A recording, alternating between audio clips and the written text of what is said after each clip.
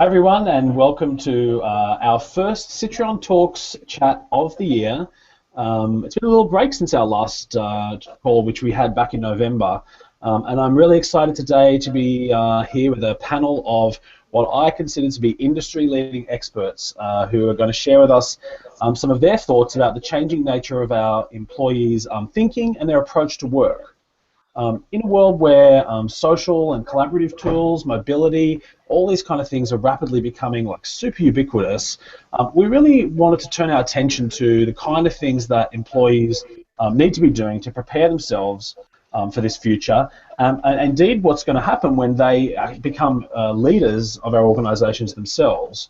So the panel today is really about discussing the shifting mindset inside of your employees, and I hope that you find the conversation rich and rewarding.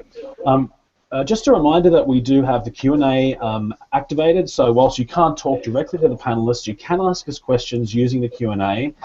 We also have our Twitter handles posted on the screen, and they are all except for one panelist, and we'll get to that and make sure you know his Twitter handle. And we're also using the hashtag CitrionTalks on Twitter. I thought the first thing we would do is obviously introduce the panelists. Rather than me go around and introduce them all individually, I'm going to ask them to introduce themselves. Let's go ladies first. Over to you, Stephanie. Excellent. Thanks, Luke. So I'm Stephanie Lightman. I am General Manager at Citrion. I have been in enterprise technology for the better part of my career. In marketing and sales and strategy, and I'm super excited about today's topic. I think that I've been a user of a lot of these tools, whether it's within the organization I'm working at, or also have this great opportunity with our customer base to learn a lot of really compelling stories about how people are using different technologies to move their organization forward. So I'm really excited for today's conversation, and I'm sure it will be super inspiring for all of us. Cool. Shall we go on to you, Jerry? I know you have no name tag or Twitter handle across the bottom, so don't forget to tell us that. Jerry's actually calling from his iPad, which is why he doesn't have that.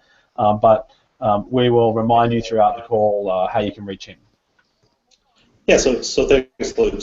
So yeah, you can call me Mr. Vacant, kind of like my cube name is right now.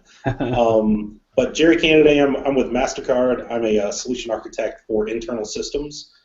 So I have been, in the technology realm for the last, 13 years. So all of my career in different facets. So very passionate about the future of work. Very passionate about social, mobile, just changing cultures. So I certainly look forward to this opportunity to share some of my thoughts and some of the things we're doing over here at MasterCard. Awesome. Well, welcome to your first Citrion Talks, Jerry. And lastly, via satellite, all the way from Canada, our friends at iMason, Jeff. Hi, everybody. My name's Jeff. It's warming up here in Canada. I heard the Canadian geese this morning, so it's a good sign that they're on their way back. Smart birds that they leave here. I wish I did the same. So I'm managing partner at iMason. We deliver solutions that connect employees to the information they need when they need it. For the past 10 years or so, that's meant building portals. And in the last 5 years, we've been building solutions that seamlessly integrate enterprise social into those portals. And at the last count, we had about 150,000 employees using some version of that solution. So quite a bit of experience out there. And even more recently, in the last, say, 2 years, our focus has shifted to building enterprise mobility solutions, so apps that kind of attempt to tackle that same question. Looking forward to today's conversation. It should be an interesting one. Cool. Awesome. So as you can see, great lineup of panelists joining us. So I thought we'd kick straight into the questions from there. I mean, guys, it's 2015, and I think we've all heard this concept of the future of work, for a few years, in terms of technology, in terms of culture, in terms of the workspace and the environment that we are operating in. I thought we'd just start the call with each of you telling us, a couple of what you think are the biggest changes you've seen in the workplace in either your own or your clients' workspaces over the last couple of years. Let's go in-house first and hear from Jerry. Yeah, we're a pretty forward-thinking organization ever since our new CEO came on board 4.5, maybe 5 years ago. So he's really challenged the organization to shift and change and champion most of those efforts. So we have anything from we did office restacks to where we made very open and collaborative spaces. Walk-up rooms, roller whiteboards, just to try to interact with your colleagues and encourage that and make it a comfortable setting. We've deployed our first enterprise social and collaboration solution, which was really trying to breach into that culture shift, and I think the timing was right. I think that we certainly still have some opportunities in that space, quite a few of them actually, but we've done a lot of things around mobile as an organization. We view ourselves as a technology organization, so we very technology focused, technology driven.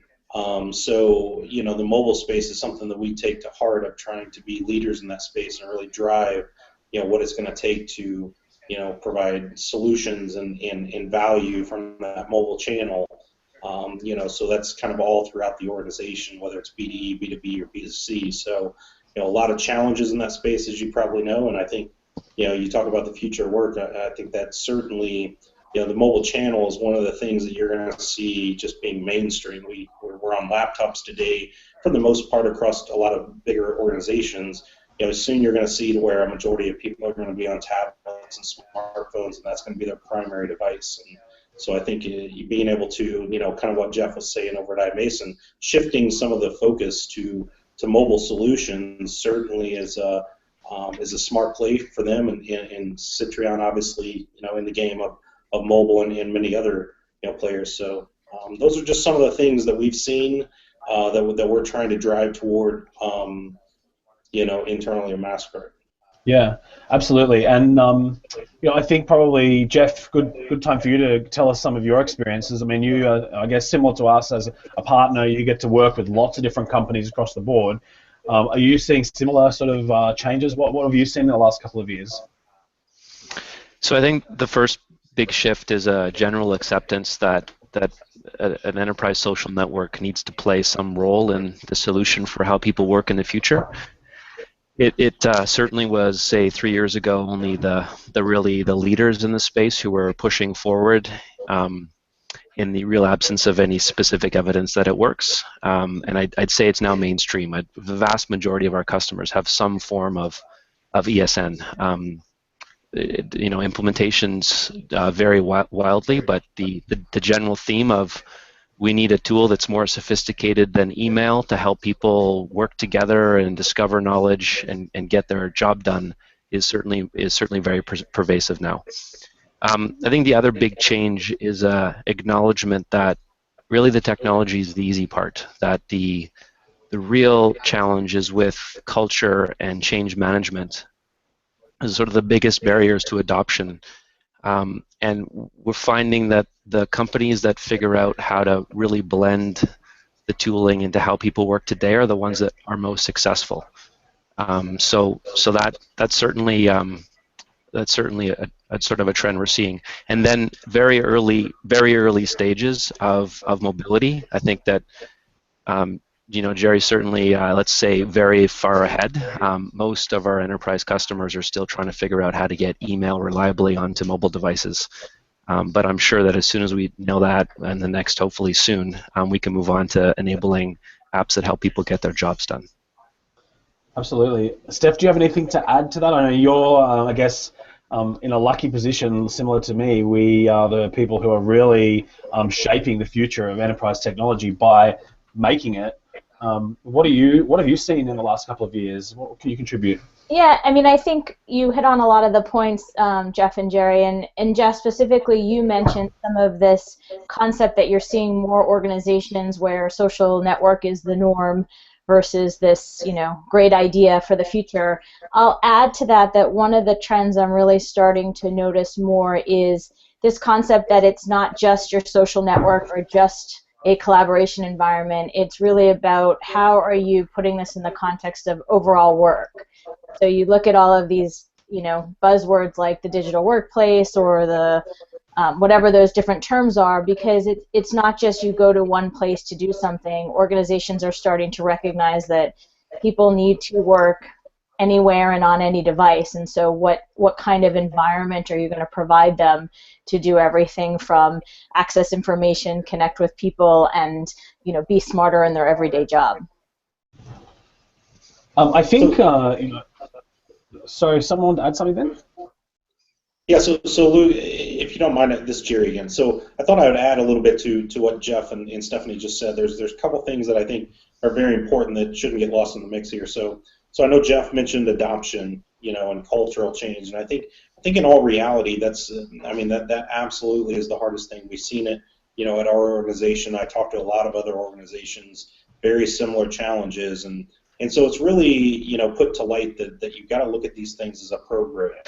Everything's got to be a program. You can't just roll technology out and hope for the best. You got to think about it from an end user point of view, from a business team point of view, and back to Stephanie's point, I think from the work processes point of view, you really have to say how is this going to value for the worker, and there's all different types of personas of workers. So I think it's really brought to light that technology teams have to think more like business teams.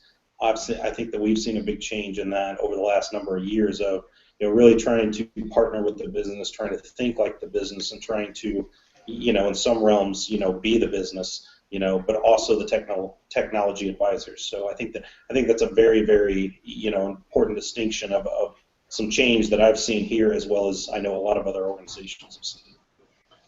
Yeah, absolutely. I think we definitely see the same across our suite of clients. If we kind of think about the way that all these technologies are suddenly becoming the norm, I think it's a very fascinating time for our industry. We see social collaboration products maturing very quickly, and our customers who've been investing in these technologies are really starting to see a profound impact and the fruits of their investment. What advice do you have for companies who are just starting out on this journey? And I know there are people who are skeptical about social collaboration tools. They're skeptical about community-based activity stream style working. So I'd be interested to hear what the panelists kind of say to combat that. And let's sort of go in reverse this time. We'll start with Stephanie being here with Citrion, and then go back out to MasterCard. So the first thing I would say is a little bit more on the networking side. Talk to someone who's been there. I'm sure everyone can give you the list of the lesson learned, so why not take advantage of the fact that somebody's been in your shoes before? And then on a bit more of a tactical approach, I'd say think about mobile now. Jerry mentioned a bit more of an advanced approach to mobile, and Jeff talked about a lot of companies are just kind of struggling to figure out that part. You have the chance to recognize, if you're just starting today, that no doubt mobile will be key. So to the extent you can plan that in, think about it early. And the last kind of thought I'll leave people with is to not boil the ocean. I think that we see these goals of these massive undertakings, and you can have really quick wins by starting simple. What are those quick wins you can have to impact your employees today? And know that your future may be this all-encompassing world, but today you can start to have these really small wins by giving people just a little bit more to be successful. Yeah, awesome. Jeff? Stephanie took all the good ideas. That's why I went first. That's it. To wrap it up. So I think to add to that, building on what we were talking about earlier, I think it's important that the solution integrate into how people work today. It isn't going to be productive to build a solution to break down silos that is in fact a new one. When people wake up in the morning and they check their email, and that's going to be the way it is for some time to come. And so, whatever solutions put in place really needs to blend into how your current team gets work done. And so if that's email-based, then there needs to be an email component. If you have an intranet that people visit, it needs to be part of your intranet. And really, I think you're starting to see the evolution of that as conversations start appearing inside documents inside PowerPoint presentations, inside line of business applications. Those kinds of scenarios, I think, are the ones that are most productive, because they're the ones that people are just naturally going to use, versus having to think in their head, oh, I have to go check and see what's going on in that network that I haven't looked at in the last month. So I think that's really important. And I think the other thing to make sure that is in the plan out of the gate is an investment in change management. So if you've got X dollars on the table to put the technology in place, you should have a sizable percentage, I'd say 30% of that budget specifically allocated to how you're going to educate your employees about how to use these tools and in what scenarios they're most appropriate. People don't just get struck by lightning and wake up one day and know how to take advantage of the new capability. You really need to do the hard work to share that one person at a time across the organization. Awesome. A lot of those things are music to my ears. Jerry, do you have anything to add on there? Yeah, well, I mean, Jeff said Stephanie took all the good ideas. Well, a couple of the additional ones he stole. So, but I guess in reality, I couldn't agree more with everything that they're saying. But the one thing that I can add to that is, and I think it's very important. A couple key things. You have to look at this as a program. I mentioned it in the first question. And it's very relevant here. I mean, this is a program. It's not a project. It's not some kind of fun game you're trying to play, just to, spark a single, group of folks to change. It's you're trying to change for the better of the organization, and there's got to be a reason for that. So you have to think about it in a program perspective. You have to, focus on it from a program perspective. But I think the other things, that you have to understand is, you can answer the question, what is your goal, with your program that you're trying to initiate. It should not be a technology solution. It should be a business challenge or a business want and need that you're enabling a technology to help support. And I think that gets lost in the mix a lot. I see a lot of technology teams that are just saying, oh, well, I'm going to roll out Yammer today, or I'm going to roll out Citrion today, or I'm going to roll out, X solution today. But they really don't have a plan, and they don't understand, what they're really doing around that. So you got to look at it from use cases, look at it at, embedding it into your business process. Again, back to Stephanie's point, it's, it shouldn't necessarily be something that's brand new for somebody to have to go do in addition to what they're already doing. It should be, how are we replacing some things that we're doing, or how are we making it more efficient? I think those are some of the big things. And on the adoption side, I would say that, so I couldn't agree more with Jeff. I mean, there's got to be a budget, there's got to be a focus, and the key isn't that it's not just training. It's really trying to humanize it for the workers, and really make them understand what's the business value. You got to sell them on this. You got to act like a salesperson internally, and that should be the way that you educate them and get them excited about it. People that get excited typically want to dive in and jump in and try to get involved. If they're not excited about it, they're going to be tugging and screaming and running away as fast as they can. So try to make it fun, but make it valuable and make it exciting for them. I think everyone has mentioned, change management and really getting people behind the program, which I think is a great segue into, talking about employee expectations and also the skill set of our employees in the future. So first, let's talk about expectations, because I think they're shifting and they keep shifting all the time. Pretty soon we'll have workers joining the workforce who are born in the age of Facebook.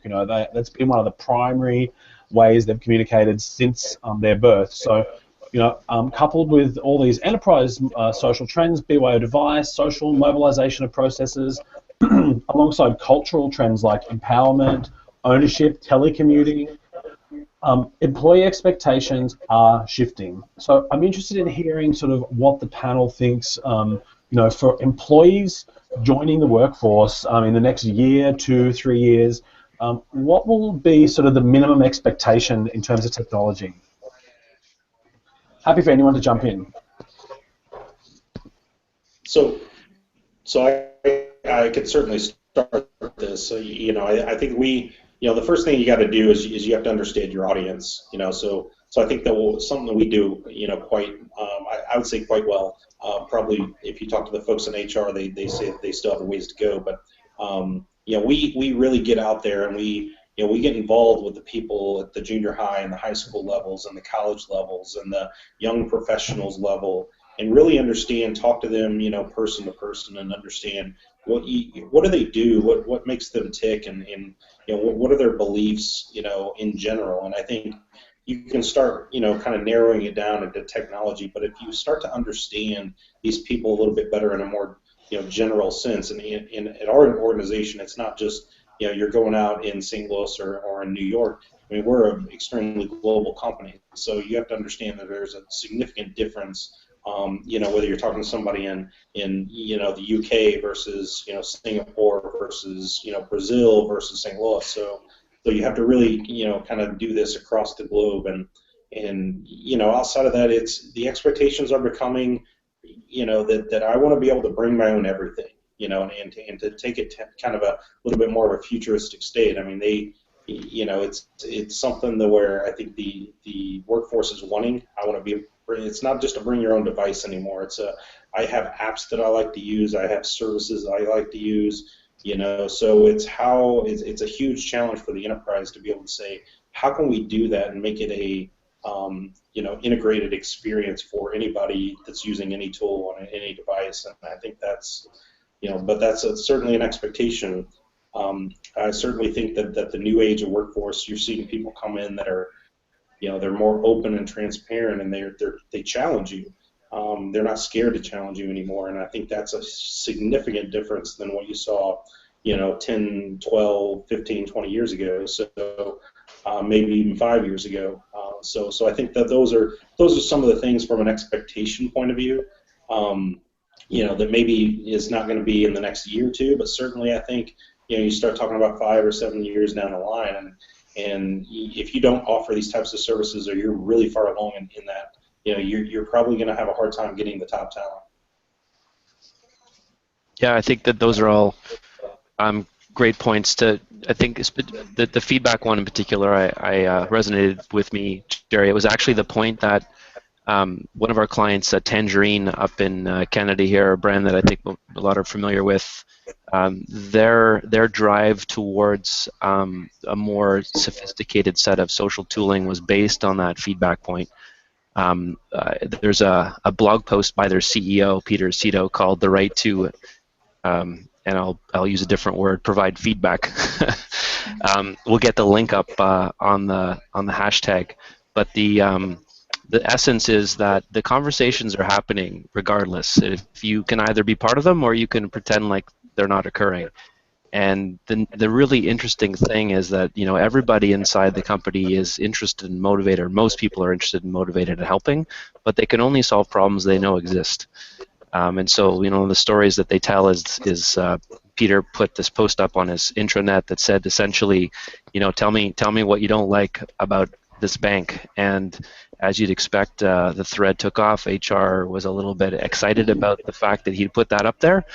But he put a whole blog post up about it, and the essence was, hey, let's get it out in the open. And in fact, you can look at the comment history and see problems being raised and problems being solved all almost in real time. It's really, really exciting to see happen. And that kind of collaboration and open, transparent communication is what the workforce that's coming in expects to see. And so it's really our job to make sure that that's both from a cultural and a tooling perspective possible. I think to add on that, one of the challenges you have is that that's what the incoming workforce is looking for, but back to your change management comment, you have an existing workforce that now has to sort of embrace this level of openness and transparency that may not be something they have traditionally been so comfortable with. So now you have this, you know, new group, if you will, of the Facebook folks that are all open, and you have your generation of people who just kind of shy away from that. So how do you bridge that gap? Yeah, absolutely. I mean, I can comment on this from a project that I've been working on with a new client of ours lately, looking at their governance model. And some of the kind of disaster planning that we've been doing, and a lot of the scenarios, are just really, really unlikely. I think the employees that are coming in, they expect these tools, but they also have a really good understanding of knowing how to use it. So I think you're right, Stephanie, some of the changes is almost in reverse, and coaching the people who are in the organisation. This is a great segue into the question I was thinking around skill set. So, we've been talking about this rise of this community management position that happened in the last couple of years, and I certainly someone who got on that really early in the piece, and I sort of go around speaking at these sort of things now and saying that I believe that community management is actually going to be a fundamental skill that's required, for employees working in sort of digital environments in the future. I'm wondering if you guys can kind of comment on what you think the top couple of skills, top 3 skills are that are really going to be valuable, in this new digital workspace of the future. What do you think they might be? So I can lead off with one idea that typically, as we think about rolling out new capability, the tool, the capability itself is sort of defined at the beginning, and everybody needs to wrap their head around what it is, and then they need to roll it out. The interesting thing that's happening now is almost all of the tools are cloud-based, and the capabilities actually change over time, possibly without anybody knowing that that's actually happening. And so I think those community managers, which is absolutely a role that's relatively new, need to somehow keep a pulse on the capabilities they have, and be on top of what's new almost on a daily basis, and figure out how to contextualize those new capabilities in the context of the company itself. Like what do you do with this thing? What do you do with this new tool? Like Microsoft, as an example, just in the last week made Delve, which is a part of Office 365, production ready and live around the world. Like, okay, so yesterday you didn't have Delve and today you do. Community manager, what are you doing about that? Like, what is it? How does it work? How does it get rolled out? Who gets access to it? How do you answer questions? Like, literally, you came in the morning and now you've got a new problem you didn't have yesterday. And so those kinds of the ability to stay on top of technology and contextualize the tooling and inside the company that it's being used for is, I think, really tricky problem to grapple with, and one that I think is absolutely a skill that's essential. So yeah, there's a couple things that I would say in the topic of community management. It's certainly, and a community manager is certainly an interesting one. I recently was in a conversation with Rachel Hoppy at the Community Roundtable, and she spoke at an internal event that we had here about 3 weeks ago. One of the interesting things that she talks about from a community manager perspective is the role of the future manager at an organization. It's all in her mind. She says, future managers will all be community managers. So I find that pretty fascinating. I don't know if I buy into it that deep, but I certainly think that I get the point she's trying to get across. But I think number one, leaders, so I'm taking managers off the table. Just think about it as a leader. We need more leaders in the workforce. We need more, leadership skills. And it's less about dictating and barking orders, and it's more about how can you lead by example, or enable your team, or break down the barriers of what it is that you have in your organization. And I think that the leaders of tomorrow are really going to be focused around those qualities. Also, I think change and adaptability. We're in a world that technology specifically is moving so freaking fast. It's unbelievable. I just think about 5 years ago, it was normal to be on a 3-year, technology refresh cycle. Now you're seeing, especially in the mobile world and in the concept of, agile methodologies, you're seeing, changes, major changes happening in weeks instead of, significantly amount of months or years.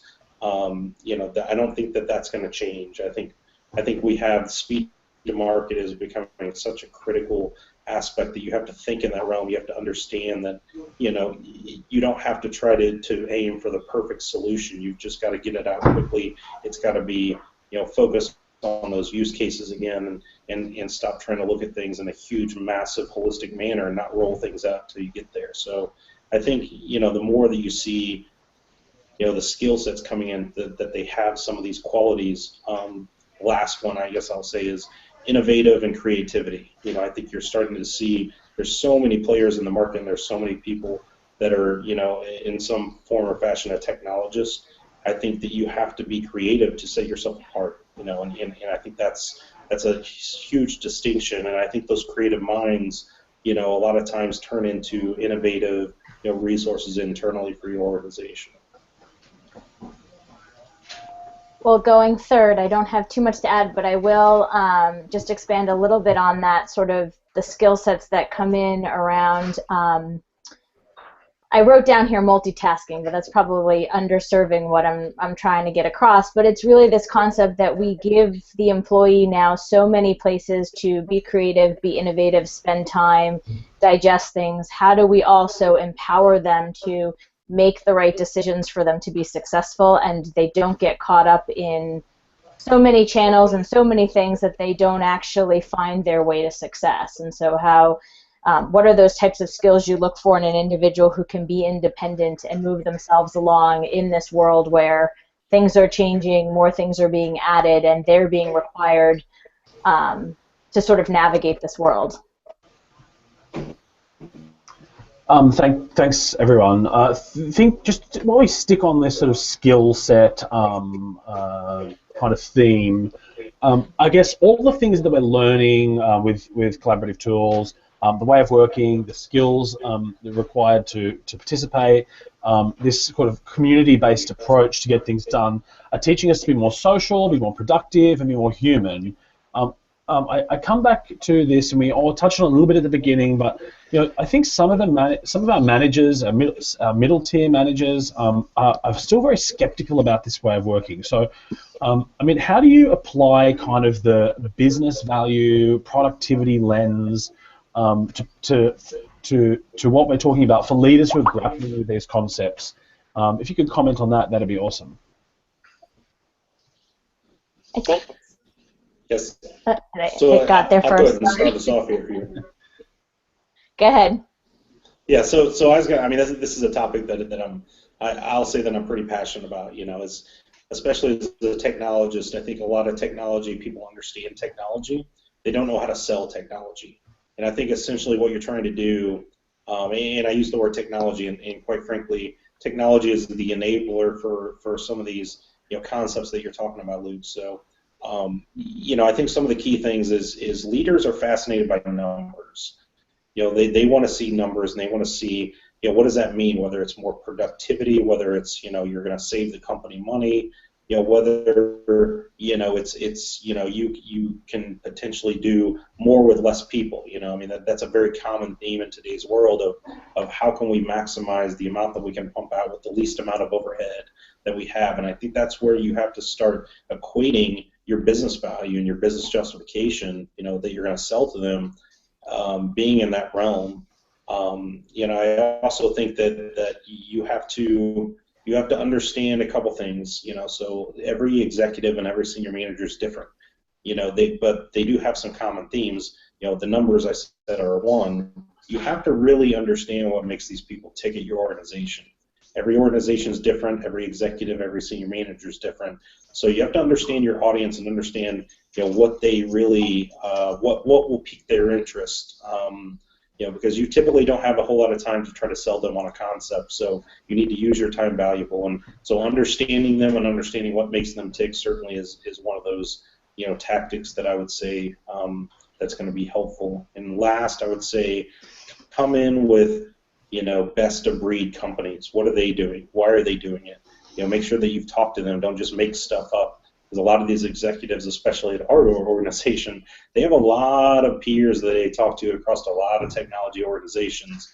So if you start quoting somebody of a company, it would not be, far-fetched to think that they're going to try to validate some of the things that you've said. So make sure you're being factual But talk about if you want to be a best in breed company, and quite frankly, what executive would say no to that?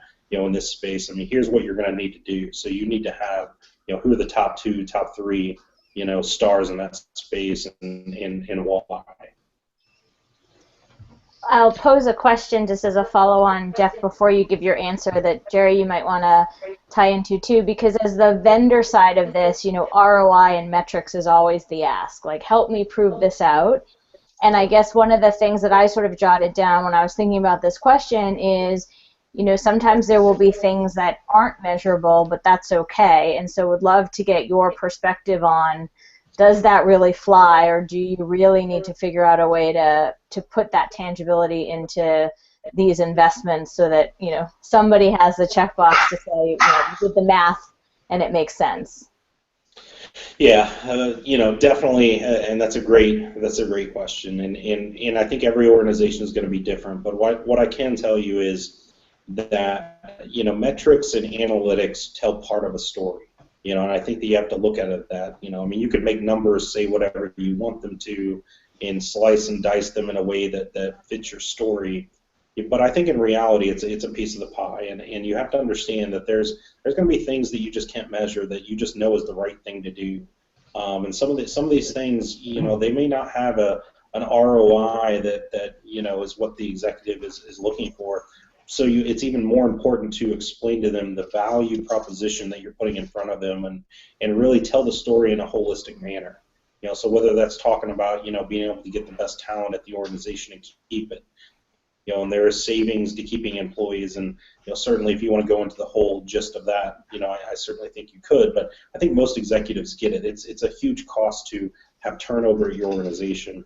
I think you also need to look at it from other angles of business process optimization, with more efficiencies, within the way that you work, within the way that you can engage. And being a global team, and here's a key to global organizations, it's really hard to collaborate and engage with your global colleagues. I mean, there's so many challenges, whether it's communication barriers, whether it's time zone, whether it's name something, and there's always going to be differences whether you're in certain parts of the country or other parts. So I think certainly having those things that you can't really put numbers or exact data on, but you just know is the right thing, and that that the executive probably understands that. You need to keep it holistic. Analytics are a piece of the pie, though. On that same thread of justifying, the business case, that I did talk about mobility for a second. I think we're seeing, employees have always been mobile. Like, that's not a new thing. What's new is the technology moves now with the employee, so it makes it possible to actually work with your customers or where your customers are. Last time I checked, customers don't sit with you beside your desk. They're outside your company, and therefore outside your firewalls. So that theme of being able to work anywhere is really something that I'm seeing a lot of traction behind, and putting the capability in place so that you get up from your desk and you walk down the street to a coffee shop and you talk to a customer and you have access to exactly the same information you had when you were at your desk. You can pull up presentations, you can pull out documents, you can access line of business information from both places. It doesn't matter where you are. And that that ability to access information anywhere, I think, is intuitive. It makes sense. It is capability that's available now in the marketplace, and I think any CEO or CFO looking at a business case would understand, intuitively understand the value of that kind of a scenario. So that's sort of in this wave of what's coming next. I think that's what we're starting to see now, is a lot more of emphasis on that ability to work literally from anywhere. Mm-hmm. Just before we move on to just some final remarks, just a reminder to, I can see there's a few of you watching there on YouTube, bit of a crowd, so please do ask a question if you would like, using the Q&A function, which is just right there on the screen. We are taking questions for the panel, so fire those in. There's about a 45-second delay to us, so bring them in and we'll make sure we get to them before the end of the session. Guys, just to wrap up, I think we've heard some really interesting perspectives and covered a lot of ground in a short call. I know that I certainly could talk about a lot of these things many times over. And in fact, later in the year, in June, I'm planning another Citrion talk specifically about skill set. So if you are interested in that topic, keep your eye on our program, because we're going to have a whole hour dedicated to that. But I think just to close out the call today, let's just give sort of top things we think are appropriate in terms of advice for employers who are looking to the future. They're thinking about their employees and the kind of things they need to do to prepare for that place. What are the top kind of 3 things that should be at the top of their mind? I'll volunteer to start. So for me, I think the focus on like, if you think back to reading a resume and the skills section and checking off at Microsoft Excel, Microsoft Word, to me the skills are less relevant now than they used to be, because whatever they are, they're going to change in a year or two. I think it's more important to focus on an employee's ability to learn quickly, and the evidence that that's the case, and then also the attitude, the perspective that they take to work. And those 2 points, attitude and ability to learn, I think are becoming the new definition of what sort of skills, so to speak, you need to be effective. And then for the employers, I think the tooling is key. Like the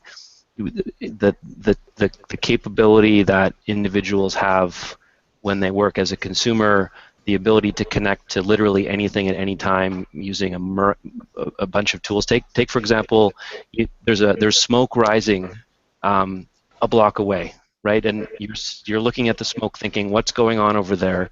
How do you solve that problem as a consumer? You hit Twitter. Like the answer to why there's smoke over there is in Twitter. Inside your company, if there's smoke rising, that literally not so we're talking here figurative smoke, not literal, I hope, but like, how do you find out what's going on like right now? It surely you don't look in your inbox, because who knows what's in there, right? But that concept of being able to map those capabilities into your organization and having the tools that this next generation and your current generation of employees need to be successful, I think is really, really important. I would just add on to that value. So I mentioned in the beginning, I think when we were talking about things to think about if you're embarking on this journey, I talked about don't boil the ocean. I think at the end of the day, as the employers, think about how you're providing value to your employees. So technology is great. There's lots of new ways now that you can meet these challenges, but what's the value you're giving them so that at the end of the day, they can achieve a successful work environment? Yeah, so a couple things that I'll add here. So, when you think about how employers can set themselves up for success for the future, employee, I think in our industry, again, it's we view ourselves as a technology organization. We just happen to be in the financial services realm. So, what is everybody looking for, in the technology organization realm? They're looking for people that are innovative. It's no secret that companies like Facebook and Apple and Google and Salesforce, those are companies people are attracted to because they're innovative. And when you're first coming out of school, you're like, you want to go work for a company that you view and you have some perception that they're innovative and forward thinking, and they're always trying to create the next thing and not follow behind the leaders of doing the next thing. So. Certainly you have to find a way to get that perception of your organization that you are innovative and a technology-focused company that's going to do some great things into the future. So there's a lot of focus on that. I think that has very little to do with the inner workings per se. It's just how you market yourselves and how you are perceived in the marketplace. But outside of that, you just think about some of the technology focuses that you need to have that's going to attract employees. And I think, again, we talked mobile and social kind of to death, but let's take it even a step further and say really, Internet of Things. How is this going to impact your organization and what it is that you guys do? Another big thing that we haven't even touced on that I think a lot of these younger generations care much more about, as they should, is your philanthropy, and all the things that you do for the community and how you give back. There's I love seeing these leaders of the world really stepping up, and leading some of the charge around that. And I think if you have some of your own executive management that really gets their face out there for the face of the organization, and you guys are rallying behind that as an organization, that people notice that, and I think people are all human again, and they want to see for the greater good of the world, and I think that's extremely important.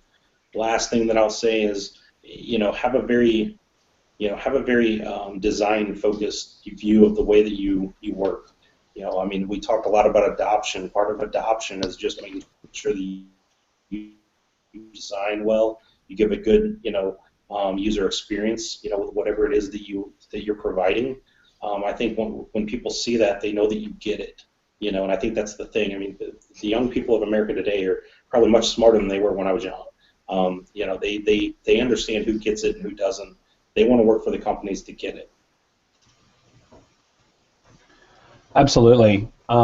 Jeff Dunmore, Jerry Canaday, Stephanie Lightman, thank you for being such awesome panelists on today's Citrion Talks. That wraps up our call today. We will be back again on the 8th of April with our next talk, just in a couple of weeks. We're going to be talking about a little bit more about the future, but this time key components of a mobility strategy, how to turn your social strategy mobile, and much, much more. We're going to be joined by a couple of our internal gurus here, and I think that will be one not to be missed as well. If you have any questions after the panel today, please feel free to tag me on Twitter at Luke Sinclair. And just like to say again, thanks everyone for joining the call today, and have a great afternoon. Thanks, everyone. Thanks, everybody. Thanks, Luke. Thank you, Luke. Thanks, Have a everyone. great afternoon.